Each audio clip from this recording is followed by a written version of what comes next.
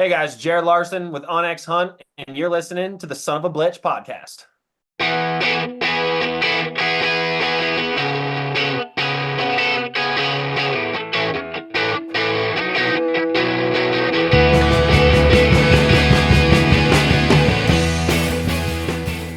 Hey, everybody. Welcome back to the Son of a Blitch podcast. I'm your host, George Blitch, and today I had a wonderful conversation with Jared Larsen, who is a marketing manager over at onX.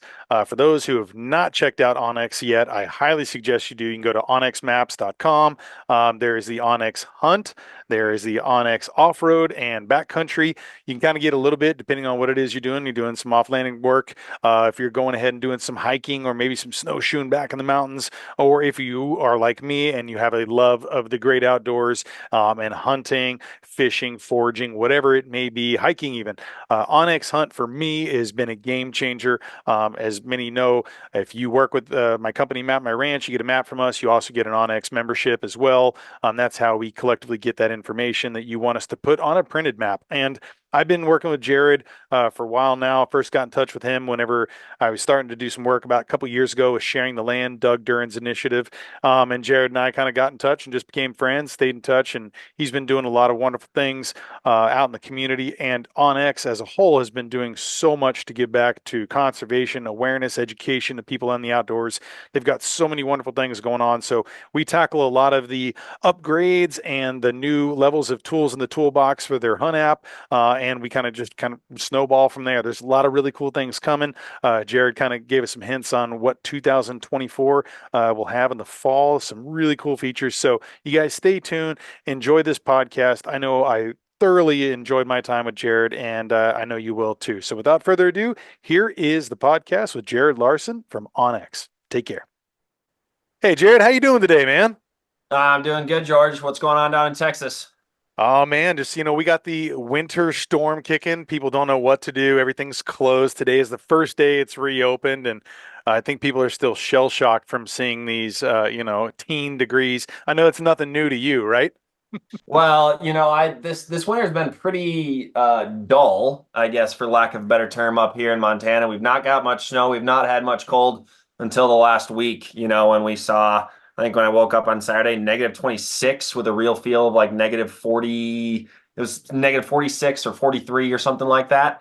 And I bought my first house a month ago. And it's not without the need of TLC. I'll put it that way. So I was pumped that none of my pipes froze. We're now getting some snow. We made it through the cold snap, and all my faucets still running. I'm not calling a plumber, so I'm Dude, uh, I'm I'm doing well over here. that's important. Well, I had a buddy from Montana send me a picture of like the front of his door, and I guess the condensation, the difference. He said there's a 110-degree difference between his inside 70 and -40 outside, and the condensation caused his door to freeze in. He's like, I can't get out of my house. I literally can't unless I have a torch or something like that. And then, of course, there could be downsides of torches inside the house, you know? Yeah, lots of downsides. Yeah, I mean, like anytime you would open the door to let the dogs out, or just like it was like almost like crystallized steam would kind of like roll out the door with you. And almost like I don't really know how to explain it, but it created a very odd visual every time the door opened when it was, -30. But yeah, had multiple buddies who like their pipes froze, and like my cousin, her washer, pipes froze up. So it was all things avoided at my homestead. So we're all good, and now I'm just hoping for some snow, because if we don't get snow, it's going to be a wildfiery summer, and fishing is going to be cut short in about July. Yes. So Yes. the snow better start falling. Well, I hope so. If it comes down here, I'll send it back your way, man, because no one Yeah, knows what to do keep here keep with it it. on Texas. Yeah. Well, I mean, you're in Montana now, but you kind of your roots come back. You were born and raised in Wisconsin. You went to college in Iowa. Kind of like walk us through a little bit about your timeline and your genesis of, kind of maybe your time in the outdoors and how you kind of got into hunting and fishing. Was that something you did, primarily with your family, some friends, kind of walk us through, and then how we're sitting here now and talking to you with your new home in Montana. Yeah, so I was really fortunate and grew up in a family that hunting was pretty endemic to the core of what we did all fall, fishing as well. But definitely more of a hunting oriented family. And it was a family affair a lot of times. My mom didn't necessarily actively participate, but if she was needed in order to enable my brother and sister, as far as just like more hands or bodies for my dad, she was out there. So super fortunate in that regard. And then, it really just allowed, I'll call them friendships really to form with my brother and sister and cousins. It was just like a very natural thing that we always did, and there was always some sort of togetherness when we were growing up. And that's really spanned a lifetime. Like those are still the people, of course, my dad included, that I still cherish most, as far as time spent in the woods. It's always, how can I get out in the woods with my brother, sister, dad, cousins, uncles, the people that were there when I first started. And it wasn't always that way. I think you go through some period where, as you're learning, of course, you want to be there with those that brought you into it. And then form some type of identity on your own where it's like, I want to go do this by myself to prove that I can, or like just accomplish it, or a new challenge, or whatever it is. I don't really know what my mental psyche there was, but now we're getting to the point where it's kind of coming full circle back to like, no, I'd much prefer to share in these hunts with people that are important to me. It makes it more memorable, even if it's less successful, or, not the way that I had dreamed it up, because my dad's, in his mid 60s now. It's like he's not moving like he was when I was, in high school, and he was in his 40s. And Sure. so it's just been enjoyable to go along such a long journey with so many of the same people. And I don't think that that's the case for so many hunters today. There's a lot of people finding it in adulthood, or introduced by a friend, or introduced themselves through the field to fork movement, and really wanted to provide for themselves. So I feel really fortunate to have grown up in that. And then I was from Wisconsin, as you said, so spent a lot of time chasing deer and turkeys and ducks. We were in central Wisconsin, south central. The Horicon Marsh was my backyard, so Hmm. the largest cattail marsh in North America. Provided a ton of public land opportunities in close proximity. So predominantly, I grew up as a public land hunter. Sure, there was like little private parcels that we had access to, but it was not our predominant source of hunting.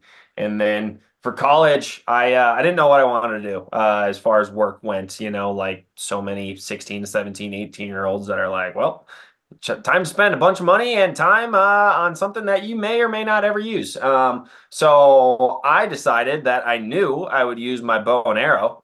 So I went to Iowa State to get resident deer tags in the state of Iowa. My one of my aunts, her grandparents homesteaded a place in Iowa, so this Iowa farm was always this big allure. But we could only draw tags like once every 3 years growing up, and they're pushing $700. And so I saw an opportunity to go to a big D1 school and be 2 hours from this farm and get $29 deer tags 4 years in a row. So that's ultimately what I did. And oddly, I would say the deer hunting shaped my future career as much, if probably not more, than the schooling and the marketing degree I got, which, I no doubt use.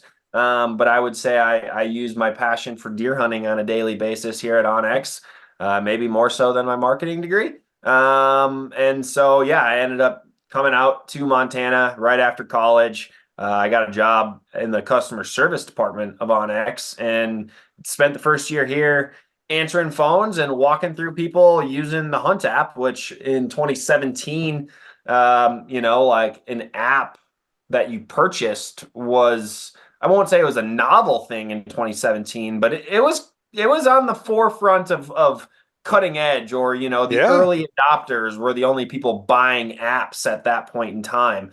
I would guess the first app maybe was launched and purchasable in 2013 or sometime in that realm. I could be a little bit off.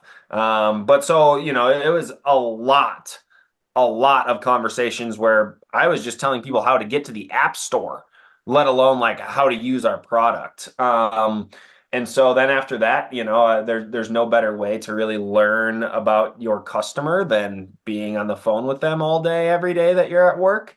So that kind of spiraled into an opportunity on the marketing team. And so that's what I've been doing the last 7 years, is you know, doing a lot of the work for the go-to-market strategy and execution for our whitetail and turkey markets from an onX hunt perspective. So, working with the greater marketing team to come up with, the messaging, the theme, the education that we need to put out there for the product, and really helping empower those folks get the most out of the time that they have to spend in the woods. Because at the end of the day, that's really the mission of onX is to empower those experiences that you hold most dear, whether that's, through our hunt app hunting, through our off-road app overlanding, or through our backcountry app hiking or backcountry skiing. So I feel really fortunate to have grown up in the environment that I did, that ultimately shaped me to be able to do this job in an effective way to empower hundreds of thousands, millions of folks out there to enjoy the time and be more efficient with their time that they have to spend in the woods. Because as you know,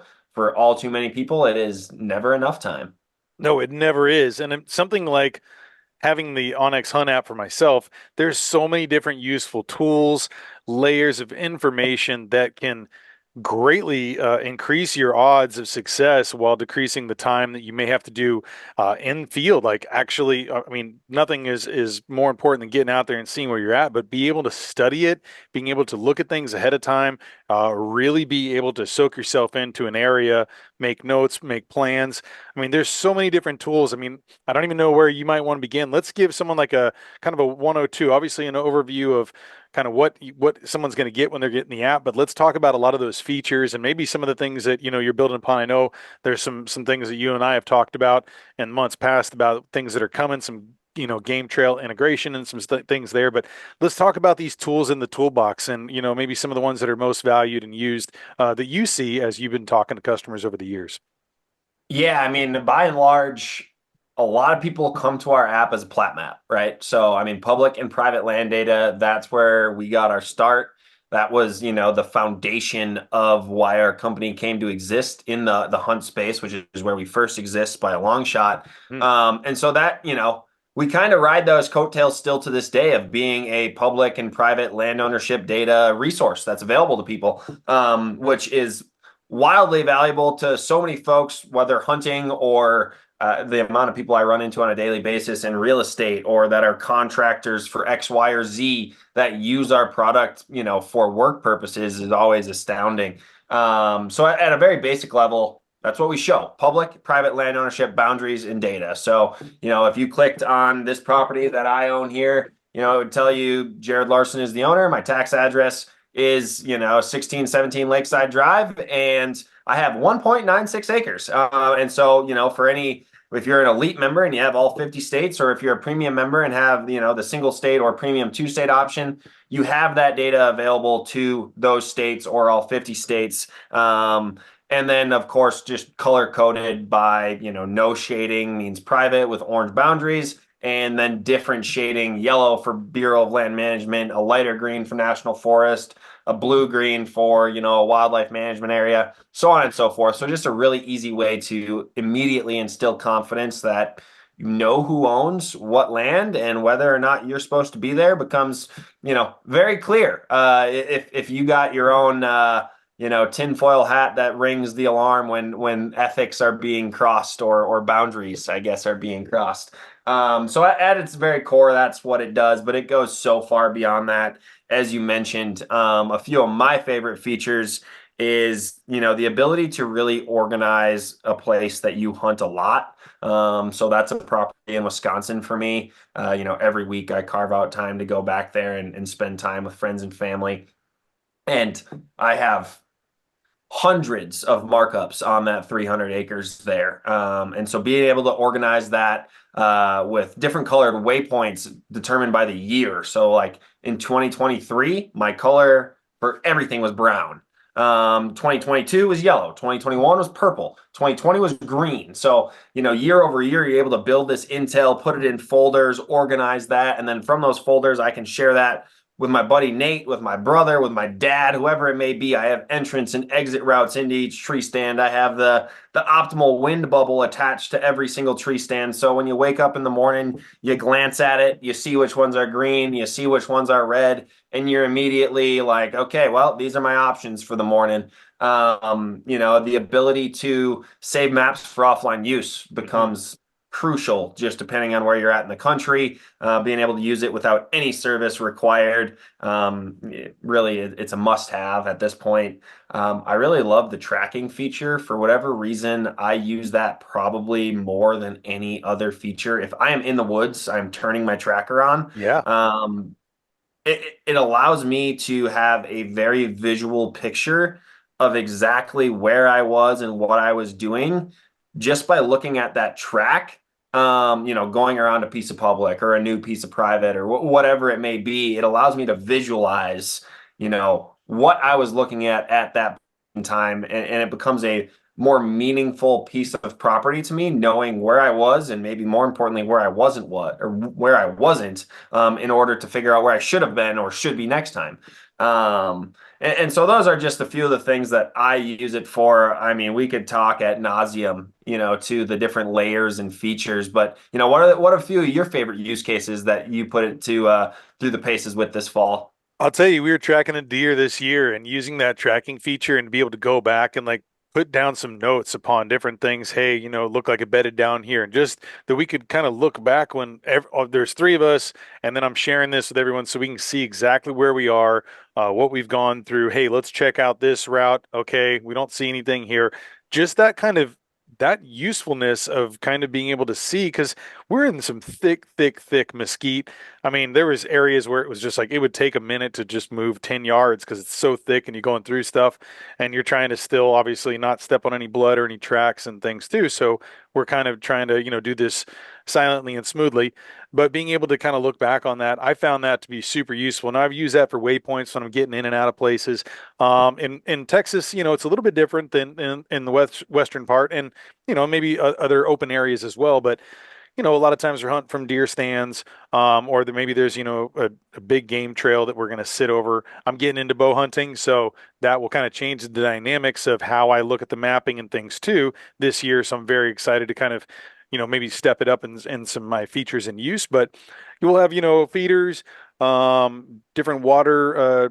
We have different, 55-gallon, containers and stuff of water that are out there.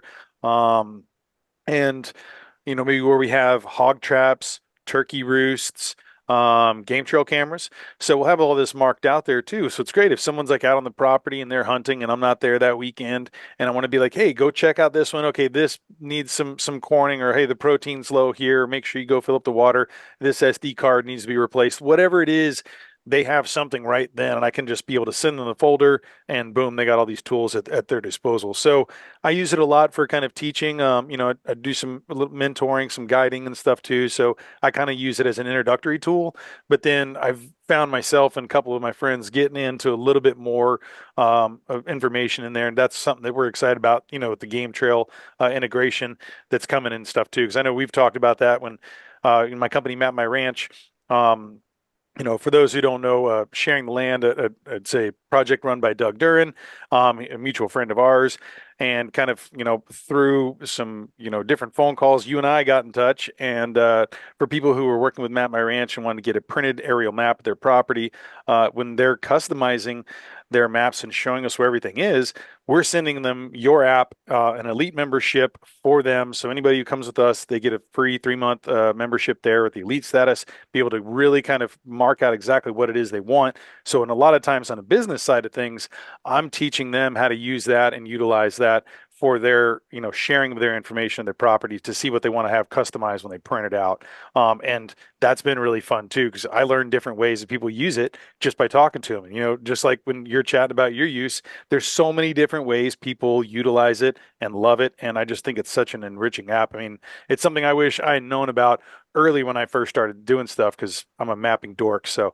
anything I can do to get my hands on something like that, and especially the power of having it in your hands online and offline, is just tremendous. So yeah, that's my usage for the most part.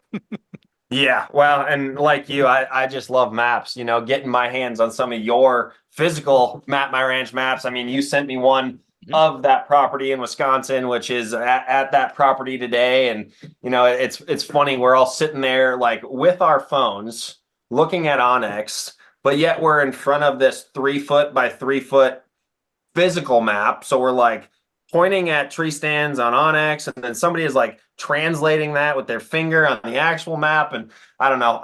That's one of my favorite parts of deer camp is like sitting at the map, whether that's like at 4:30 in the morning before the hunt or at 9 p.m. the night after you guys got back and just like sitting there strategizing, game planning. Because if you're a hunter, you pretty much need to have a very false sense of confidence that like tomorrow morning's the morning, tonight's the Yes. night. I know this is like the 19th day that I've hunted this bastard, and none of my previous dozens, hundreds of hours have been fruitful.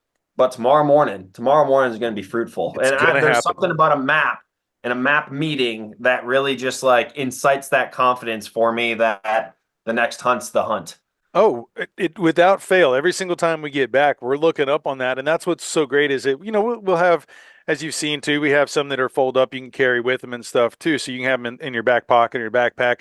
But then it's also really great to be able to utilize, the digital maps and be able to send people things, or if we're looking at, hey, if you look over here, this is where this deer has been coming through a lot. You can point it out on the wall, but you're not always taking that map with you, so being able to kind of have the best of both worlds, in my opinion, is something that's huge. And so I value both the digital and just having something printed up on the wall or around a camp. I liken it to a campfire. It's a place people gather, talk, have fun, and explore the different experiences of the day or strategies of the night of whatever you're going to do. Hey, we're going to go. So I just love it, man. I know it's something that everyone I've talked to that I've sent out, the elite membership through our clients have just come back and they're utilizing it, on a day to day now. They love it. And so hopefully that'll kind of continue to get you guys some more business and some, renewals and subscription after that 3 months is done, man. Because they love it. Well, They yeah, really we do. certainly appreciate that partnership, and I'll tell you, no deer camp is complete without a map on the wall,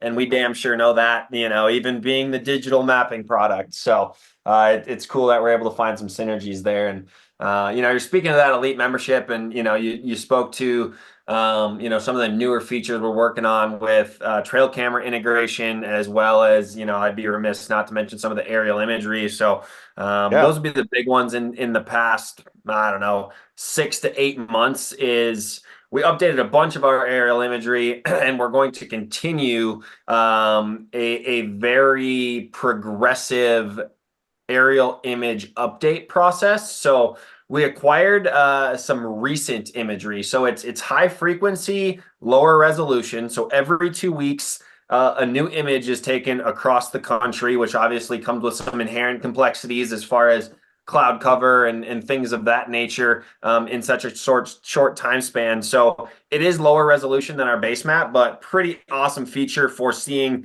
where a snow line is, or what water levels are, or if you're doing management work on your property, you create a sendero down in Texas there, like all that stuff. Every 2 weeks, there's a new image, and you can see all of those changes happening in real time. Hell, even just like foliage falling off in the fall or new growth starting in the spring. And that also has a historic look back that goes to March of last year, and it's going to just continue onward. So that was a pretty cool update that I was pumped about. Leaf off imagery, we have it in 13 states. It's coming in more states incrementally as we're able to source that data. In fact, as of last month, I think we actually might be at 14 or 15 states now. But just furthering those options to see through at a high resolution opportunity in states like Arkansas and Mississippi and Missouri, where so much of it is just rolling monotonous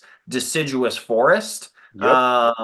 And so being able to see through that canopy is obviously important for a multitude of reasons. Our 3D and 3D exaggeration, like for me, talking about 3D from a whitetail perspective, it's like, yeah, in some places in bluff country or something, like it can be handy, but so many of the places that whitetails are hunted is pretty flat. You might be working with a ditch or a swale or 20 feet of elevation change on a 300-acre property. And that's where that 3D elevation exaggeration really comes into play. I mean, you can totally distort that picture to really break down those nuanced terrain features and understand, how deer are going to use those, because you damn sure better believe a whitetail buck knows where a 3 foot little ditch is that he can travel a little bit more undetected, for those 30 minutes he might be moving in daylight. So being able to understand those nuances is wildly important. And then, the trail camera thing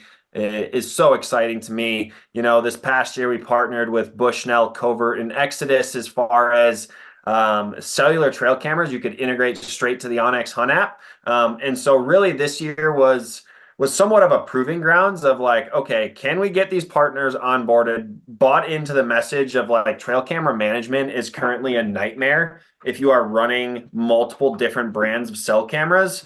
Inherently you then have to have multiple apps just to see your images. There's not really any original manufacturer of a trail camera that's pouring the amount of time, energy, effort, and resources into an app as we are every single day. And so we saw a lot of opportunity and room for improvement inside of these apps to natively manage the images. And so that is our hope, is we can get enough trail camera manufacturers on board so that cellular images from X number of brands could all come into the Hunt app, and then us be able to build a management platform inside of there that is going to allow you to manage your trail cameras to the extent that you want to, which can be, incredibly nutty, like a Mark Kenyon or a Mike Hunsucker from Heartland Bowhunter, or incredibly lazy and dumbed down, like probably the average person out there who may be getting hundreds of trail camera images a week and they just don't have the time to sift through and sort through. And the beauty about what we're going to be building is we empower you to organize them as you want, whether that's meticulously or the exact opposite of such. But we are going to deliver you insights on your deer either way. And what I mean by that is, let's say, George, let's say you have 6 cameras running on your property and they're all connected to onX, they're sending in images. What we are working to build is based off of the metadata attached to every trail camera image. That is, all the different weather factors, temperature, barometric pressure, wind speed, wind direction, time of day, moon phase, time of year. All of those different factors obviously go into, why a whitetail was moving on that day in that location at that time. And so we're going to help put together those correlations of, okay, from those 6 trail cameras, you got 24 images of your target buck, Steve.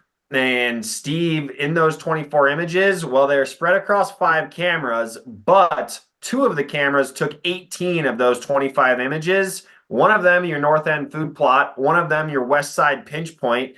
And of those 2, you had 0 daylight pictures on your west side pinch point, but your north side food plot, you had, 9 daylight photos of the 13. 7 of the 9 were on northeast winds between 41 and 50 degrees. All of those except 1 were in the evening, So like pulling out those correlations that would take somebody hours, maybe dozens of hours to manually sort through your images and pull those different data points.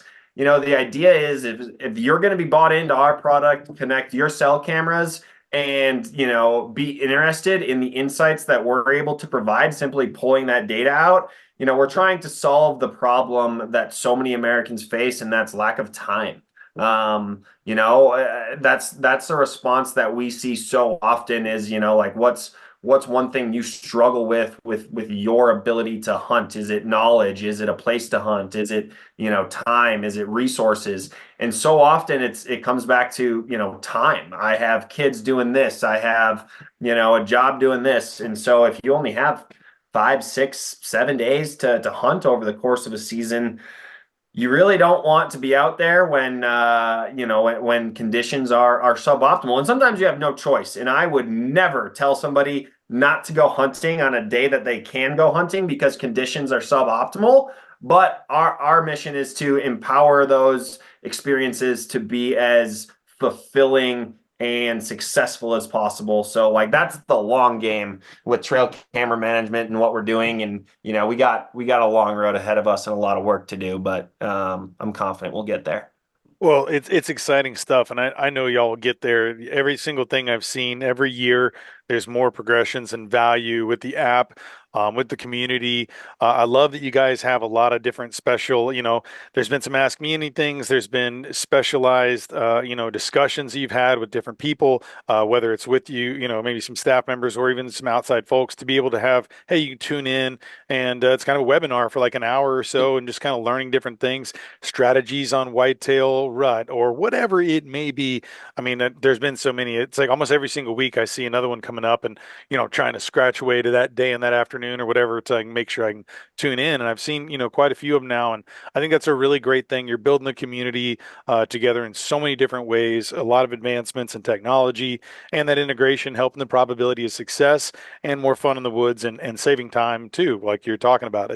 Those are all just, paramount things, I think, and it's really comes through. I mean, you guys have been involved every single time I'm looking at sponsorships too of different things. You worked with Meat Eater, a National Deer Association. There's so many different organizations and people that I've talked to that, then they're wearing a hat or a shirt and it's like, oh yeah, I've done some work with them or, they were a part of this event. I mean, you guys are philanthropic and really giving back too for conservation. There's so many things. If maybe you want to just take a minute or two to talk about some of those kind of organizations you guys work with and ways that you may be giving back, to various states, organizations, foundations, whatever it may be, because I know you guys do a lot in that area as well.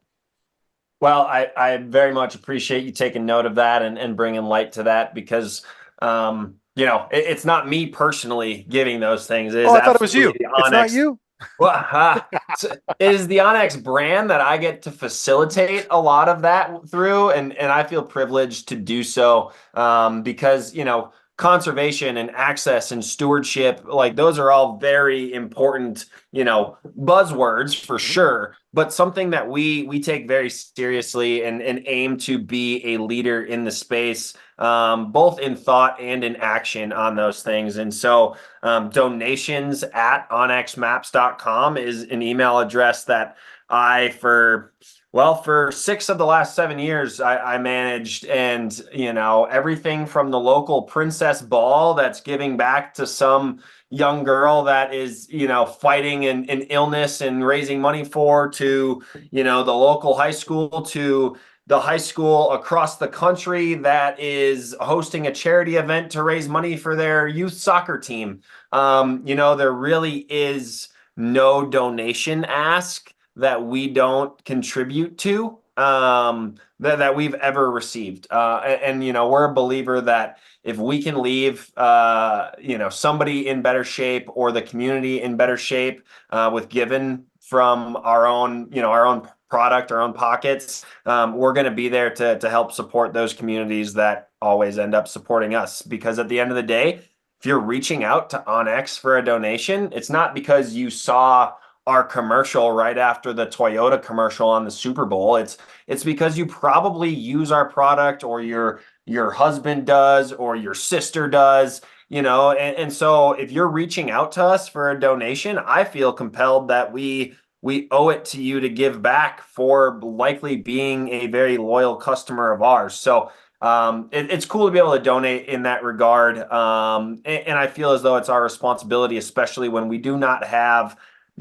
I we don't have the same one-to-one overhead costs that so many people see. To produce a pair of binoculars has a very inherent cost. To produce an additional app subscription, yes, there is cost for upkeep of servers and incremental use. And obviously, like the people that are behind creating this piece of software, but the piece of software itself doesn't have costs. So like that really enables us to give far and wide. And as you said, like we take pride in the partnerships that we create endemically inside of the hunt community. With the folks like Meat Eater and Doug Duran at Sharing the Land. The guys at Hunting Public. The folks that really authentically care about the space, give back to the space, not only monetarily, but in their time as well. It's very easy to recognize those folks. And those are folks that we want to be partnered with. And like onX does a really good job internally. Everybody in the company gets 8 hours of paid volunteer time off. And so like that's something that has created this culture of like, oh shit, there's a Rocky Mountain Elk Foundation fence pull that's going on, next Thursday. Like, let's get in on it. Heck, I have literally even organized with a local company that was doing some stream bed restoration in Missoula, and they were, I just got an email in my inbox like, hey, we're looking for volunteers. We're struggling to come up with enough numbers. I emailed them back and I was like, hey, can we set up a time for Wednesday or Thursday midweek? I have probably 20 people from the onX office I can recruit. And so like single-handedly with those like volunteer hours, we were able to have like a volunteer day restoring this stream bed. And so like, yeah, onX we have the right mentality in place to give as we can, as well as support the communities and ecosystems that ultimately support our business. Because without elk on the mountain and public land on the landscape and private landowners doing their part to manage turkey populations so that the guy hunting the national forest across the fence, has more birds to hunt, like everybody plays their part in a successful community, and we're just happy to be able to help facilitate that.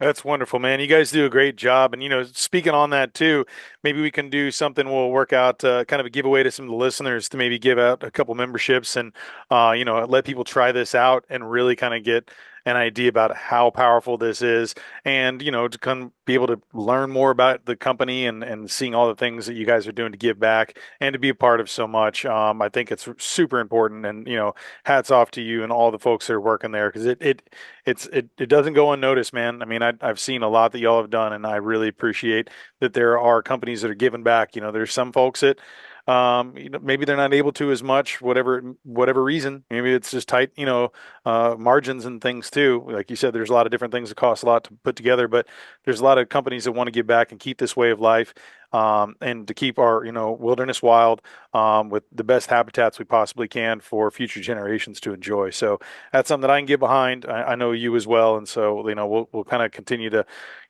make sure every time you guys have an advancement in technology or something else, you guys are, turnkey solution. I'll be definitely putting it out there on my socials and letting everyone know because you guys got a lot of really cool stuff coming up. Is there anything that is happening in 2024 that kind of on the horizon that you guys can talk about aside from the game trail integration stuff? Is there anything else that maybe you can kind of tease out, or are there some things you kind of got to wait for deadlines to make announcements? Oh, I'm really bad at waiting for deadlines. I tend to have the loose lips on the team, if you will, but it really stems from being excited about that stuff. Yeah, So yeah, from a whitetail perspective, the trail camera thing is kind of our lane that we're yeah. trying to stay focused in. But some really cool stuff developing, primarily for Western hunters. I'm not sure if you've checked out our recent addition to compass mode. So, if you tap on the little crosshair icon, turns into a GPS triangle, gives you your blue sight cone, and then it also populates a little compass icon that if you tap on that, it then gives you this hashed line that dynamically changes and shows you the distance between you and pretty much any other given point on the map if you just simply like spin your phone and point the direction you're interested in facing. And so that's kind of the foundation for this rangefinder tool that we're building, which if you open it up, you'll see there's a rangefinder in there currently, which you can tap on that rangefinder, Hmm. and then that populates a waypoint that then you can use those hashed line distances to manipulate where you want to put that waypoint, as in like, let's say you're sitting on a glassing knob, you spot a mule deer. He's, across the drainage. You can then pull up that tool, get your compass mode, point your phone in the direction of that mule deer, add that, rangefinder icon, drop a waypoint on where that deer is. So that's all manually doable right now. But the cool part is that's soon to be Bluetooth integrated with multiple rangefinder partners, where you'll be able to simply click the button on your rangefinder and on a deer, and the waypoint will automatically Bluetooth drop on the exact location that rangefinder pinged on your hunt app. So it's something that can totally be done manually today with 7 clicks and a fair amount of like zooming and scrolling. Whereas, in the future, this fall, you'll be able to click the button on your rangefinder if you have a, Yeah, yeah, compatible rangefinder that has Bluetooth, and that waypoint will drop, on the exact spot that your laser rangefinder pinged off of. And so finding things like that, where it's like, I don't, is this even a customer? We're solving something before the customer even realizes they maybe necessarily have a problem. right, right. So it's being able to be part of innovations like that. That's like super fun, and seeing the engineering team put the pieces together and make that build come to life makes my job as a marketer, pretty fun and easy as far as like, all right, this is badass. That's easy to Yeah, talk about. yeah. No, that's great. I mean, just the feature you're talking about just for the rangefinder, like that compass view there too. I use that when we were doing some trailing of a deer, and just I had seen a video, and I know that you had a video not too long ago that you had where you were talking about going in. I think it was like saying like a spot where you were going to park and that you got permission to hunt some ducks, and just being able to I figure out how far. Okay, I got 408 yards to walk in. Just the things that you can kind of know. And as far as then thinking about how much you're carrying, what you're going to have on your back, or hey, it's only 200 yards. Okay, it's real quick. I can carry all more stuff. If it's 2 miles in, it's a different story. But I was using that and just kind of directionally looking through, and it was just a neat for me. I kind of got lost on my task in the woods there, checking that out. And I was like, "Whoa, this is so neat!" Because man, I mean, I'm telling you, even back in elementary school, if I had 1 second to do something in class, even maybe when I was supposed to be focusing on something else, I'm drawing maps of my ranch and figuring out how far. And, to my head, it was like, oh, I could walk here to here in maybe 5 minutes, not really calculating as far as like the range. But now I'm like, okay, that is 800 yards. And as I do long distance shooting, that's really something too that I've taken into account as well. I mean, there's so many different ways you could utilize that. And, again, I just think it's so much fun that you guys are continuing to add to all these tools in the tool belt. So I'm really excited to see, that as well, man. As long as it works with Leica, HDB, binoculars, I'll be fine. So, Let me put in some word there. I'll see what we can do. But no, I mean, yeah, I appreciate guys like you and gals like you that have a love for maps.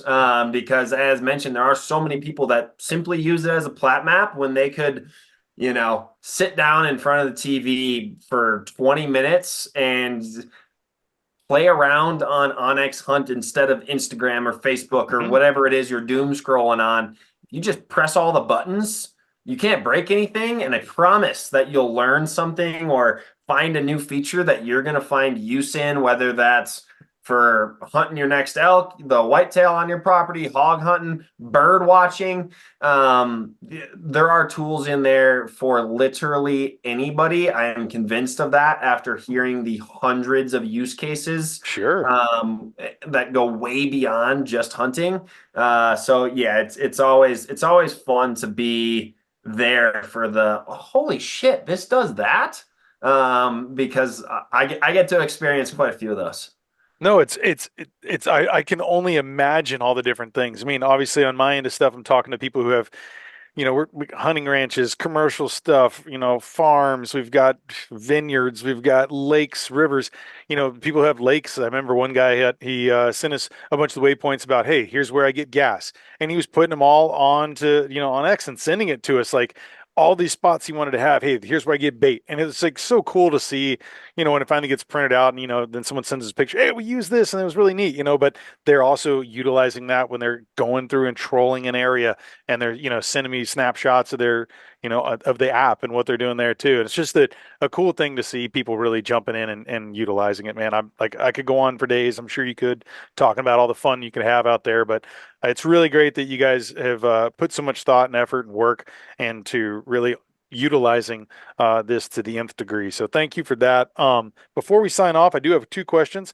One is, I want to know what some of your memorable hunts are. That hunting season is kind of ending. We got, spring turkey coming up, but I'm sure that you've kind of, for the most part, I don't know if you got any tags left to fill or if there's space to fill it in the freezers, but I kind of wanted to know what you've experienced out in the outdoors that kind of, was meaningful to you this year. Yeah, so my season's just officially wrapped up. I guess today is a Wednesday. They wrapped up on Monday. Pretty much everything here in Montana is shut down.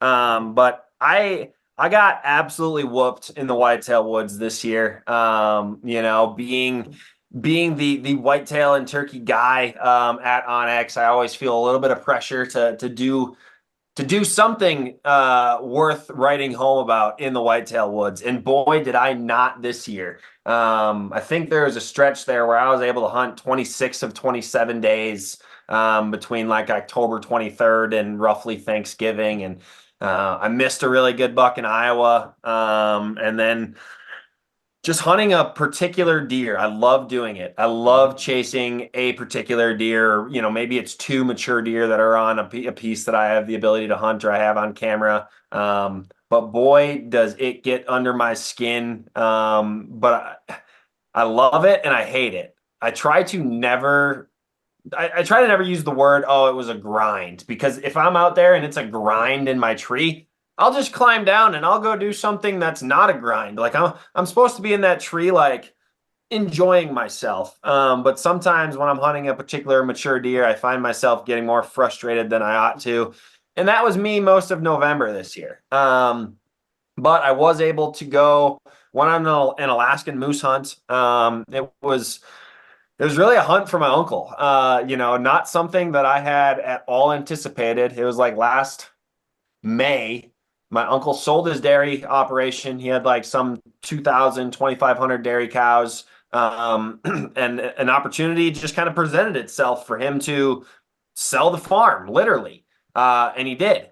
And the first thing that he told me after telling me that was, "Hey, can I like crash at your place and hunt around Montana all September, like chasing elk?" And I was like, "Well, absolutely, you are welcome to, but it's no longer 2005, Uncle Tom. You can't just like buy an over-the-counter elk tag and go do it anymore." So unfortunately, like Montana elk was off the table. We'd missed the time. And so I was like, if there's something else out there, and he's like, "All right, what about an Alaskan moose hunt?" And I was like, "Well, what kind of resources do you have? Because I can't exactly put together a DIY moose hunt in like 3 months." And so he's like, "Yep, good point. I don't really care. Like, I'll cover the cost and we'll go." And I said, "Well, okay." And so, I was really, guide in this position. And we still, we did it ourselves, but we hired an outfitter to just simplify the process as far as, we didn't Yeah. have to fly a raft up. We didn't have to, have all of the camping gear with a tent, a camp stove, and all this other equipment. And then obviously, we chose to do an area that was fly in, fly out. So that was the cost, was like, here's the gear you need, and we are your transportation. Outside of that, my uncle and I just got dumped off at the headwaters of a river, and we had a 66-mile float ahead of us and 10 days to do it. And I mean, the high level takeaways for me was, if you're close with somebody, go do some type of cool adventure, whether that's turkey hunting one state over and you guys go sleep in a tent and spend 3 days on public land, or if you have the means and the ability to plan a grand adventure chasing elk, mule deer, moose, whatever it is that gets you ticking. I wouldn't trade that time with my uncle for the world. I actually like worked on his farm for a summer growing up, and we had a pretty close nephew uncle relationship that really got a whole heck of a lot closer. And wouldn't you know it, I actually was the one to end up killing a moose on like the last day that we really could have feasibly killed a moose and still got out to our pickup point in time. And like, it just so happened to be an absolute giant moose, and we shot it entirely too far off the river. Spent 34 of 38 hours packing that moose out. I'll enlighten you with a picture that you can maybe like Yeah, I'll spread drop to that your in. broader audience of I'll send you one from like day one and then one from like day after pack out. And it's a pretty stark difference on what we look like. But that was a brutally awesome hunt that I'll always cherish. And then was able to harvest an elk with my bow with my cousin along. So like that was a super fun experience.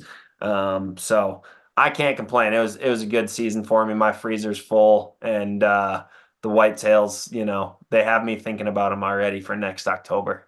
Hey, you let them grow for one more year. It was kind of you. You know, sometimes you got to do that, right? That or let them grow for the neighbor. It's hard saying not knowing yet at this point. Yeah, yeah. You haven't gotten the text to be like, "Hey, was this the one you were looking at?" Yeah, yeah. Those are tough ones. Yeah. Those are tough. Yep.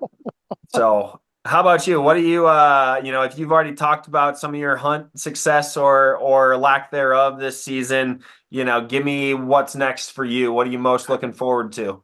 Man, I'll tell you, this the hunting season really.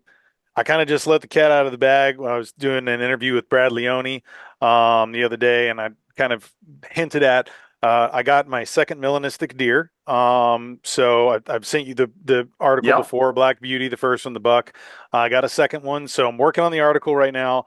But that was the beginning of my season, and it was just the craziest experience.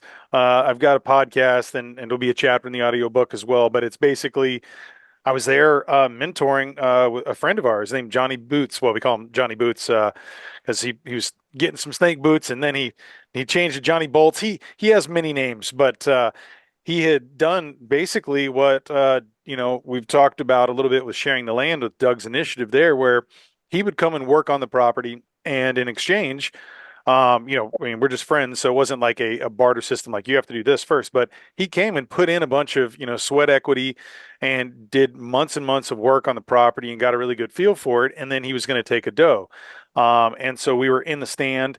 He shot his very first doe. I had it on my really nice camera, so I filmed that hunt for him.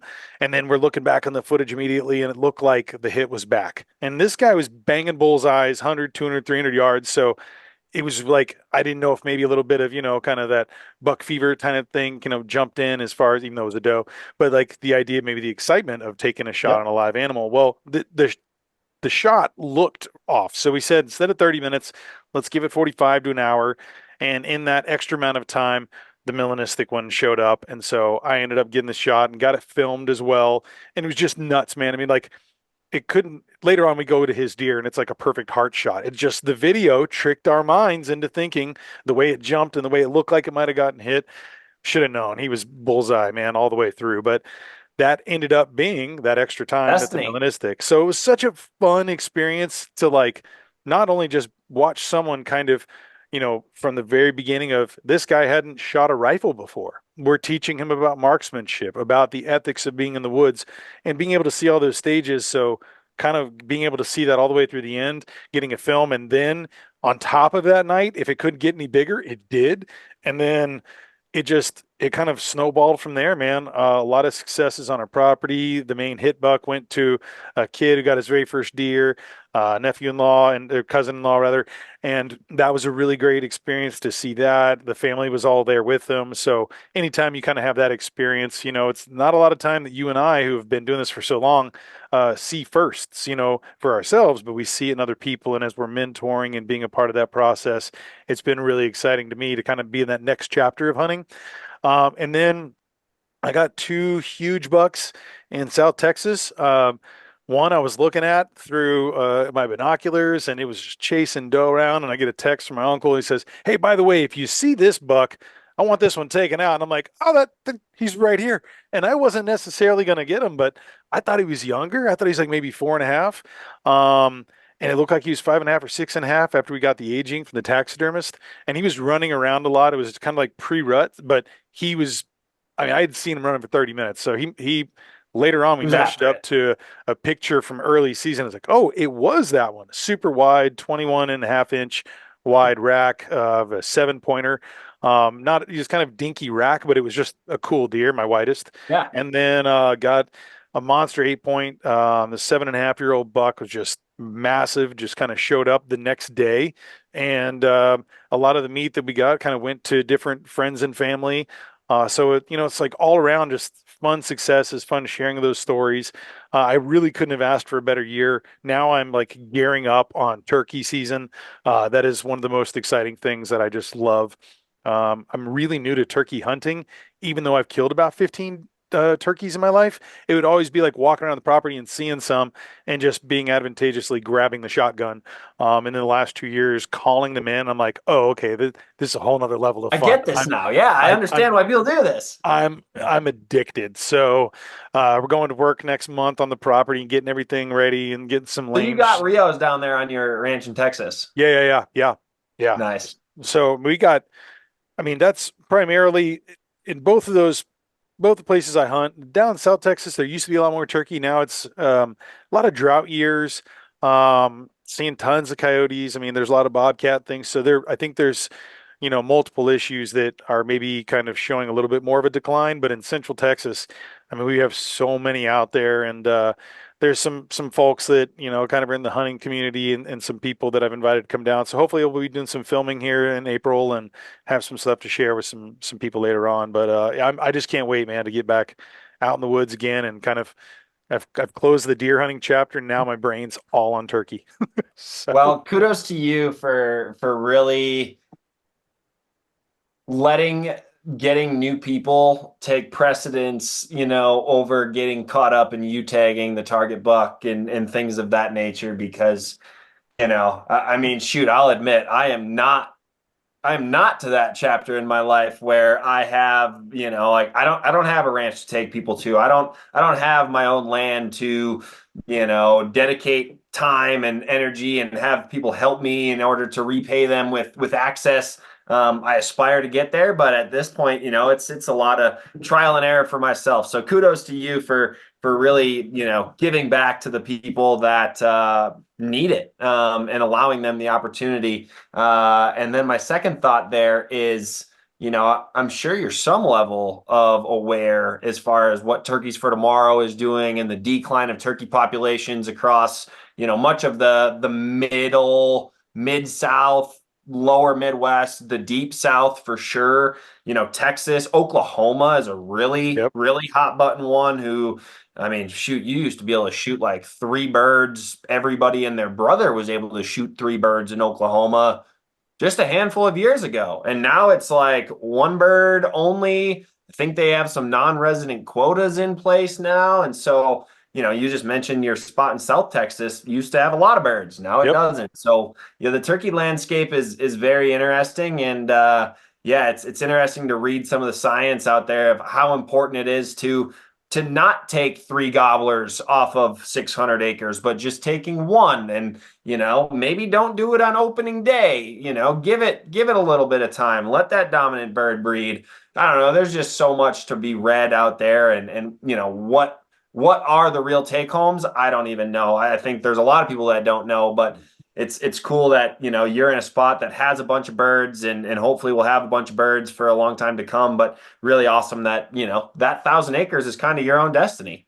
Yeah, no, and the one that's in Central Texas, the few hundred acres, we're always doing enhancements to the property. And that's another way that also I found that I've used your app was we're talking about areas that we're going to go ahead and take out a bunch of the invasive trees and brush and plant native foods and grasses and looking at areas and kind of being able to walk around a field that I've cleared and figure out how many acres it is, how much seed I'm going to use. So like there is another level of integration of that software into the development of land and building better habitat.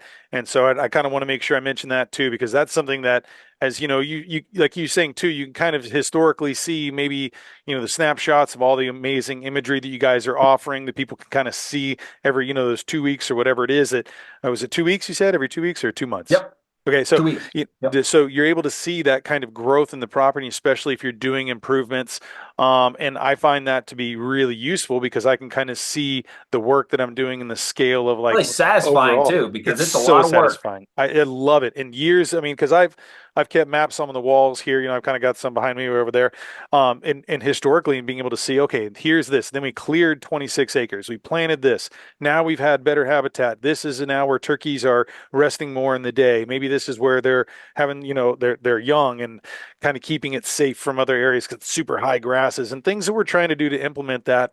And, just kind of getting your finger on the pulse of that information. I know you guys do a great job of sharing information like you were just talking about too with turkeys, and finding out what we can do to maybe help keep this better and make this habitat more sustainable for the future use. So that's something I'm always in my head, man, kind of at that. I think I've hit that kind of area where I'm 44, maybe at that middle point. Right now, I'm looking at the Yep. back end of this stuff, the back 40, thinking about what can I do to make sure that my kids, grandkids, and 7 generations down the line are going to be able to enjoy the same lifestyle and love, and knowing where their food came from and having a true connectivity with that, foraging, fishing, whatever it may be in the outdoors. And so I know I'll be using the app is throughout that time too, and that'll be something I'll be able to kind of gauge our effectiveness over the years. So once again, thank you for joining me today. I just have one last question for you, and that is really about your own personal legacy. And I've been asking this to everybody. I know we're still young men, right? But there may be some things that you're thinking about in your day to day and month to month, year to year, about your work, maybe personally and professionally. What is it that you're hoping that you're doing today will be remembered in the years to come, and maybe even after you're gone? What kind of mark do you want to leave, in as far as a legacy, if that's something you've kind of pondered yourself as well? Yeah, I mean, for me personally, I think it's quite blurry still, but from a professional standpoint, in regards to onX, I think we've just been granted a very fortunate position to be very much a thought and action leader in, I'll use Doug's message and yours of it's not ours, it's just our turn, in which like that message is a little bit harder for us to incite because that's very private land looking, but that's something that I aspire to, and that message holds true. And I try to like translate that into our access program, which is something where public land access is more synonymous with the onX brand at this point, and ensuring that the dollars that we see come in from our customers, hunters, are going back in some form, fashion, at some value amount to those people to ensure that there is access, there is habitat, and there are critters on the landscape for your kids, my kids, grandkids down the road. I just think that's paramount in importance, because, I really don't know what I would do if I didn't have the opportunity to set out into the woods. Yes, no, I fully agree, man. Well, kudos to all the things that you're doing, your organization. I really, fully support it. Appreciate our friendship as it's grown and we're continuing to stay in touch. Thank you for, helping support Map My Ranch, for all the work you've done with sharing the land with Doug there too. Just it's fun to be a part of this kind of collective community of doing things, giving back, and being a part of something bigger than ourselves. For those who are ready today, if they have not gone to get the onX app and the off road and backcountry, why don't you tell everybody what website and some socials that they can follow for the business, and then also for yourself too, if you want people to check out what you got going on. Well, if you need a paper map, just go to mapmyranch.com, buy yourself a paper map, and that's going to get you 3 free months of an onX Elite membership.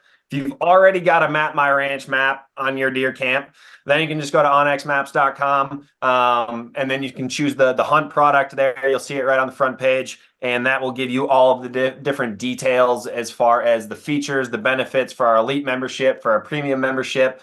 So onxmaps.com, or just at onX Hunt, any of the main social platforms, you can find us. And then me personally, Jared C. Larsen. I'm pretty much only active on Instagram. But George, I appreciate you having me on. It's been an absolute pleasure. And someday I hope to share a deer camp or a tree waiting on a turkey. I look forward to that, man. We're going to make that happen. Hey, have yourself a great rest of the week and weekend. We'll be in touch soon. Take care. You too, George.